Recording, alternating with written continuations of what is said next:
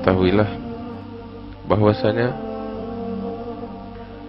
anugerah Allah Subhanahu wa ta'ala itu besar, dan kita nggak pernah tahu di mana Allah Subhanahu wa ta'ala menempatkan keridhaannya. Dan memang ini rahasia Allah, disembunyikan oleh Allah Subhanahu wa ta'ala.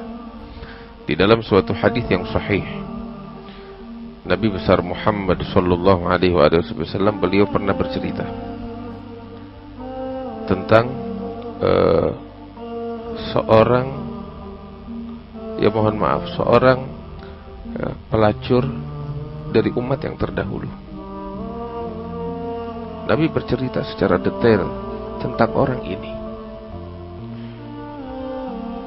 Nabi bilang di dalam hadis yang sahih, suatu kali ada seorang pelacur dari umat yang terdahulu sedang berjalan di tengah padang pasir. Dia kehausan. Ya, kita tahu di tengah padang pasir, terik matahari, perbekalan juga sudah habis, dahaga melanda dirinya, sampai dia udah yakin bahwa dirinya bakal mati di tengah padang pasir. Mencari air kesini ke situ, dia nggak dapetin. Tetapi dia tetap berusaha, sampai akhirnya dari kejauhan dia melihat ada sumur. Dia senang, gembira luar biasa. Bagaimana nggak gembira, nyawa udah mau melayang, tiba-tiba lihat situ ada sumur. Keselamatannya di situ. Dia kejar, betul ada sumur. Sumurnya dalam. Ya. Begitu dia mau ambil air, ada problem yang kedua. Apa itu? Nggak ada timba, nggak ada tali, nggak ada wadahnya atau embernya. Dia bingung bagaimana mengambil air. Sampai akhirnya Nabi bilang, maka ini hamba turun ke bawah. Dia panjat ke bawah, dia turun sampai di sumur itu, dia minum, selamat dari kematian. Selesai dia minum, dia panjat lagi naik ke atas. Ya, dia mampu naik. Begitu sampai di atas, keluar dari dalam sumur, dia melihat ada seekor anjing yang sedang kehausan. Saking hausnya ini anjing, dia menggali-gali tanah, ya, dengan tangannya, bahkan dengan mulutnya. Terlintas di benak si pelacur ini rasa kesedihan. Dalam hatinya dia bilang, ini anjing sedang merasakan apa yang barusan saya rasakan, yaitu dahaga yang amat sangat. Dia sedang merasakan apa yang barusan saya rasakan, dan Allah telah menyelamatkan saya dengan sumur. Walhasil si pelacur ini bilang dalam hatinya, cuman kalau nih anjing turun ke bawah, nggak bakal bisa naik lagi. Saya manusia masih bisa manjat ke atas. Akhirnya si pelacur ini, Nabi Muhammad bilang, turun ke bawah, turun lagi. Begitu sampai di bawah, dia bingung mau bawa air ke atas bagaimana. Dia teringat, dia buka sepatunya, dia isi sepatunya dengan air. Nabi cerita sampai sedetail itu. Dia isi sepatunya dengan air. Terus dia bingung bagaimana mau manjat bawa nih sepatu. Nabi bilang, Nabi cerita sampai segitu detail, itu sepatu digigit oleh giginya, baru dia panjat ke atas. Sampai di atas, dia kasih minum kepada itu anjing. Akhirnya setelah ini anjing minum, pergi itu anjing, dan dia juga pergi melanjutkan perjalanannya. Mungkin saat itu, ya, dia berlalu, hari demi hari pun berlalu, bulan demi bulan, tahun demi tahun berlalu, semua itu mungkin dia pun lupa kejadian itu. Dia udah gak mengingatnya. Tetapi Nabi ingat. Nabi setelah ratusan tahun kemudian menceritakan itu kepada para sahabatnya dan sampai kepada kita.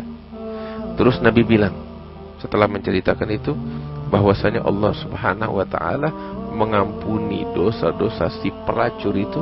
Karena sebab apa? Dia kasih minum tuh kepada seekor anjing, diampuni seluruh dosanya dan diberikan taufik untuk taubat kepada Allah hingga diampuni dosanya oleh Allah dan dimasukkan ke dalam surga oleh Allah Ta'ala. Lihat, ngasih seteguk air untuk seekor anjing. Dosa seorang pelacur yang seumur hidupnya melakukan kemaksiatan besar itu, ya, diampuni oleh Allah Ta'ala, diberikan taufik oleh Allah untuk bertaubat, kemudian dia diterima taubatnya oleh Allah, diampuni dan dimasukkan oleh Allah ke dalam surga. Bayangin, itu untuk seteguk air, untuk apa? Seekor anjing. Kita nggak tahu keridhaan Allah di mana. Maka itu sungguh beruntung orang-orang yang diberikan taufik oleh Allah Subhanahu wa taala, dibimbing oleh Allah, digerakkan hatinya oleh Allah Subhanahu wa taala untuk ikut andil di dalam segala kebaikan apapun itu, dan secara khusus di dalam pembangunan Al-Haut Al-Jindaniyah ini. Mudah-mudahan pahala diberikan besar oleh Allah Subhanahu wa taala. Kita nggak tahu keridhaan Allah di mana. Tapi kalau yang semacam itu aja, ya, anugerahnya seperti itu dari Allah taala. Sebagaimana yang diceritakan oleh Nabi Muhammad. Itu dari umat yang terdahulu, dan kita umatnya Nabi Muhammad SAW. Alhamdulillah, Allah jaga kita dari kemaksiatan semacam itu, dan Allah tanamkan di dalam hati kita kebaikan, kecintaan kepada kebaikan. Wa insyaallah anugerah Allah untuk kita dan untuk para donatur yang ikut andil di sini, yang ikut perhatian juga begitu besar dari Allah Subhanahu wa taala. Insyaallah, mudah-mudahan segala niat digabulkan oleh Allah, harapan dicapaikan oleh Allah Subhanahu wa taala, ya, baik untuk yang masih hidup di antara kita dan mereka, mudah-mudahan terus pahalanya berlimpah, maupun yang udah wafat yang diniatkan pahala sedekahnya untuk mereka yang udah wafat, mudah-mudahan disampaikan oleh Allah Subhanahu wa taala. Dan itu sungguh yang membahagiakan mereka, orang-orang yang ada di dalam kubur. Yang paling diharapkan oleh orang-orang tua kita, keluarga kita yang ada di kuburan mereka itu tahu apa? Ya semacam ini, sedekah yang terus mengalir. Ya, itu ada dulu para sahabat itu, beberapa dari mereka datang kepada Rasulullah SAW, bilang, ya Rasulullah, orang tua saya udah meninggal, bagaimana saya itu bisa berbakti kepadanya, melakukan kebaikan untuknya yang pahalanya sampai kepadanya. Nabi menganjurkan kepadanya untuk bersedekah atas nama orang tuanya, keluarganya yang telah meninggal itu, dan pahalanya sampai dari Allah Subhanahu wa taala untuk mereka.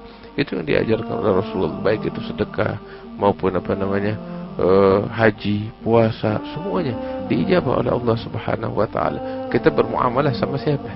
Kita bermuamalah sama Allah. Ya. Kita bermuamalah dengan Allah. Anugerahnya enggak bisa ada yang batasin. Anugerahnya begitu agung, enggak ada batasnya. Wa insyaallah dicatat pahala besar oleh Allah Subhanahu wa taala.